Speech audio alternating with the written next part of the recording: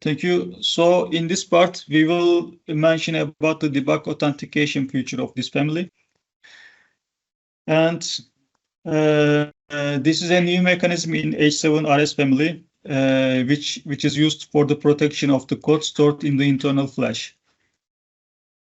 And just before we start, maybe it is good to remind about the readout protection, which is used on the legacy STM32 families.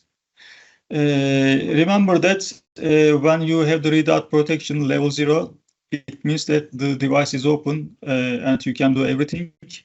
And you can set the readout protection to 1, which means that your firmware inside the flash is protected.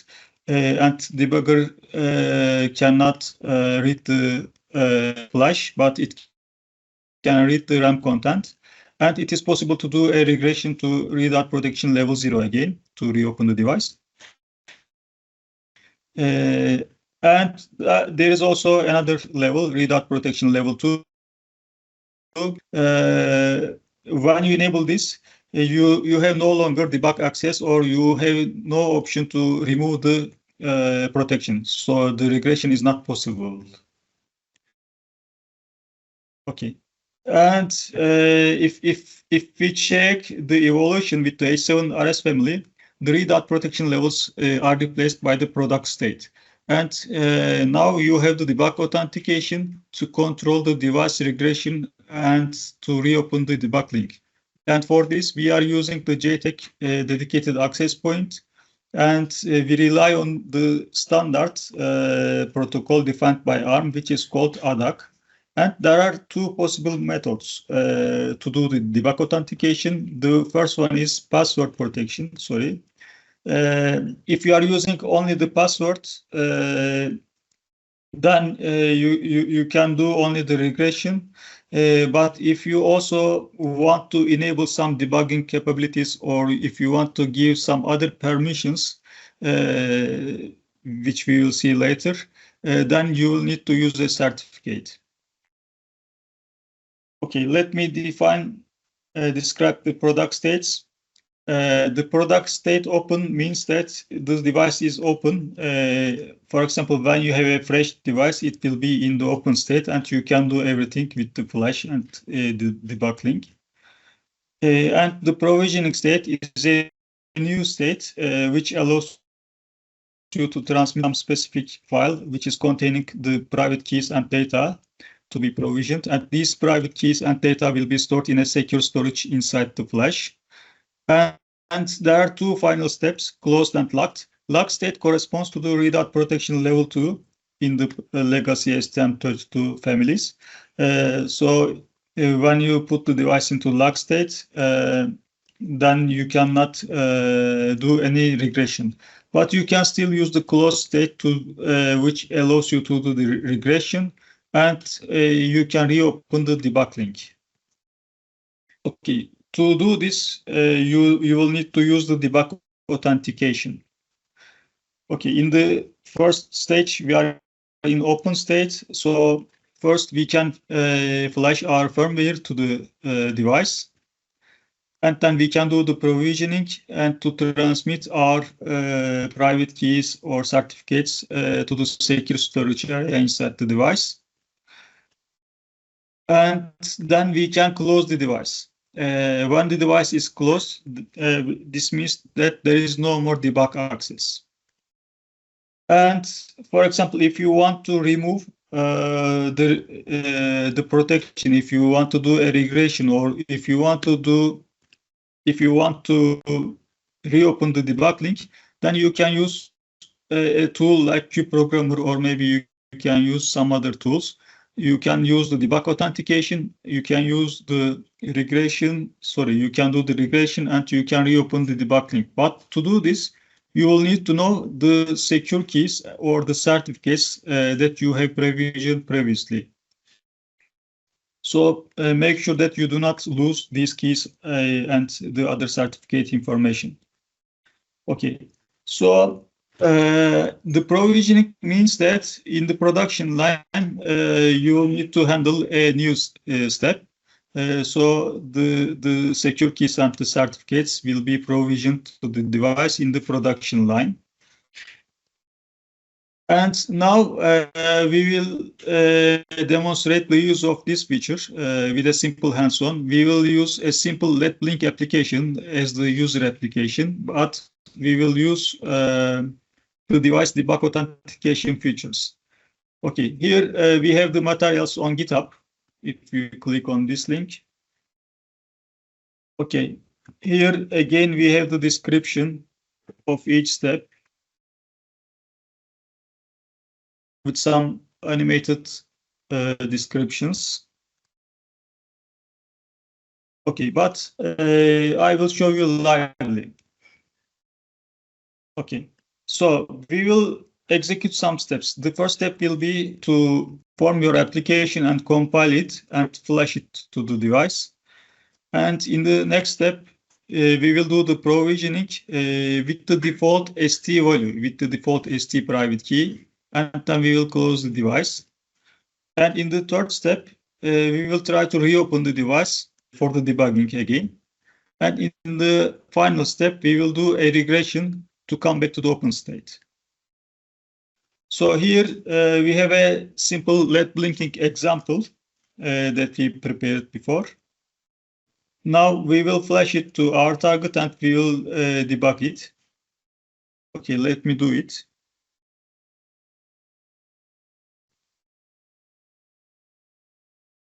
Here we have the sample LED blinking application. So I open it with the Cube IDE. In the meantime, I want to show you my Nucleo kit. The flash is empty right now. There is no LED blinking.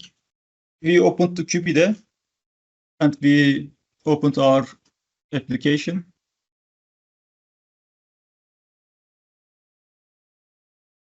Okay, the project successfully imported. And we have the LED boot application here. So I will compile it. And then I will start the debug session.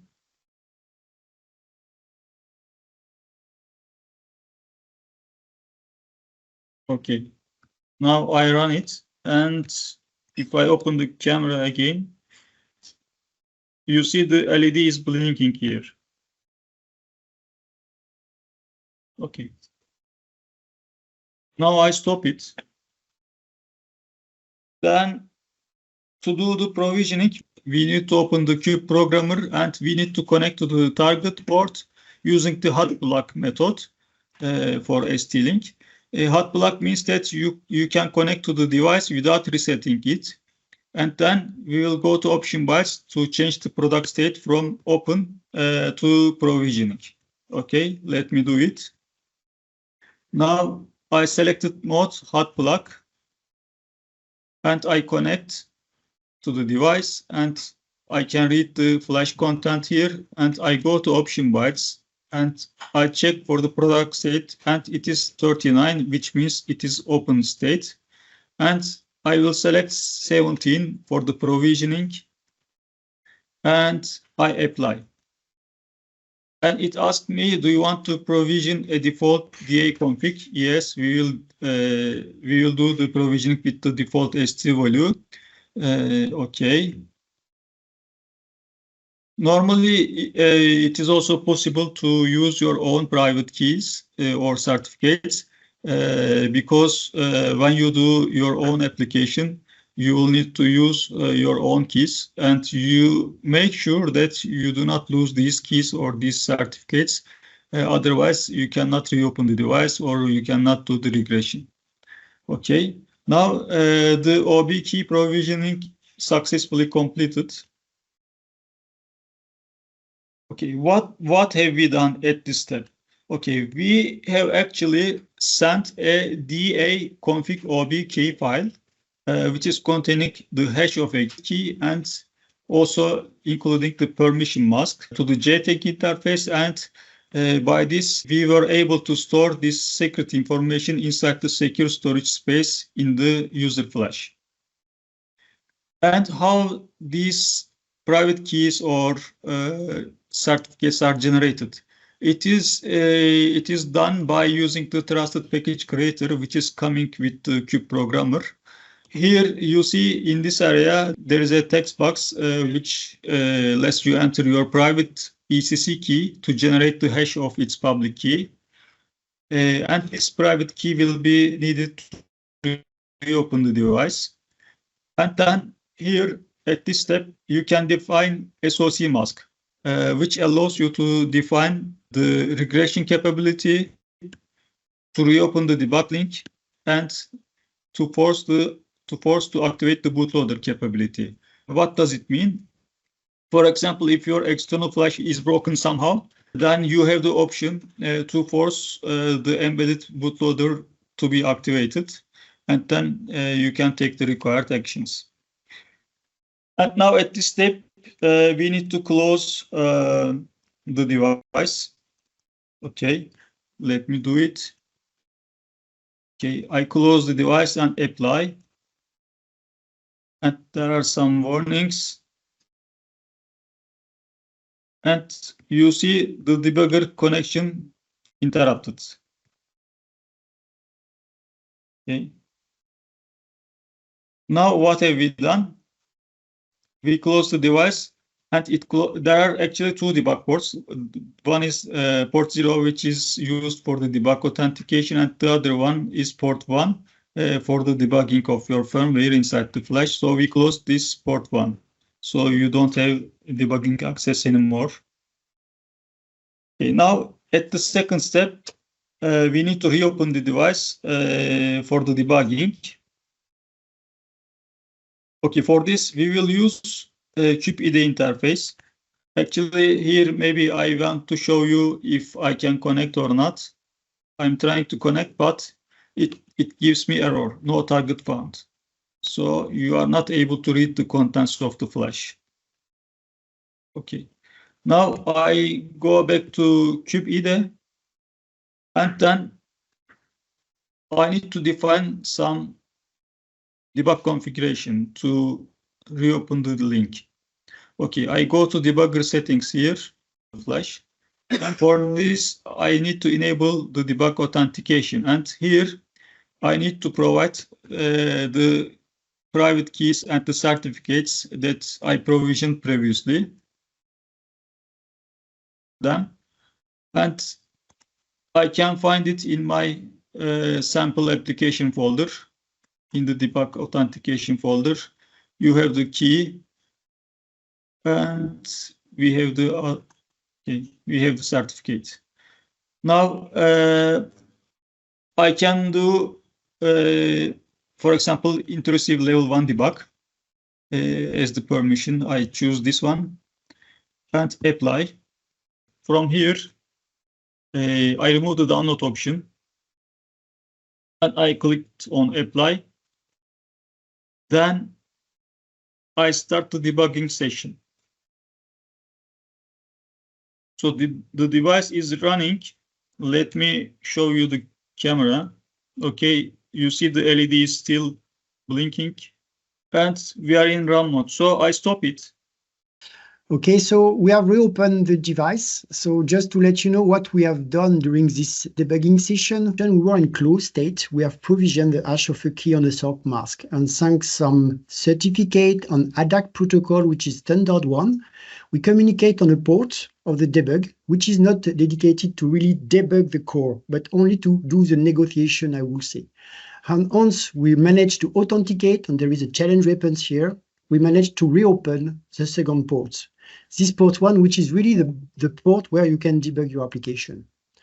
So here it's demonstrate how we are generated the certificate. Again, all this material is in the Git, so sorry for maybe too fast a little bit to finish on the time.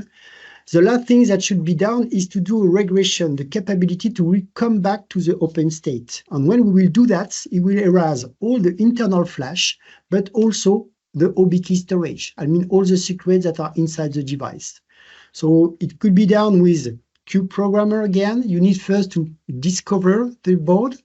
Then you will say that it's lifestyle unknown. That means that the debugging link is open. So we need to close the debugging link first. And after we have done that, then we can do a debug authentication. We pass a private key, even if the name is public key, it's a private key, a certificate chain, and then we request a full regression.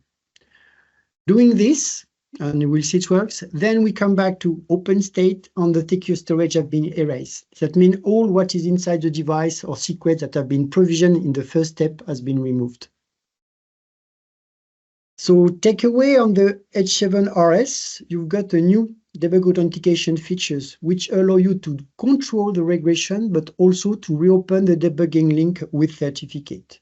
This is a feature that also exists in H5.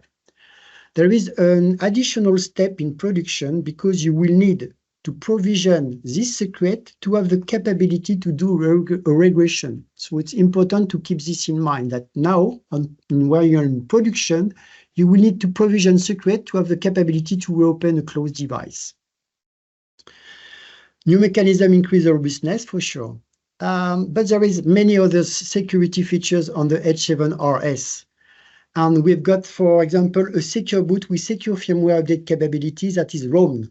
That means inside the system flash. So out of the 64K that is available for your boot code.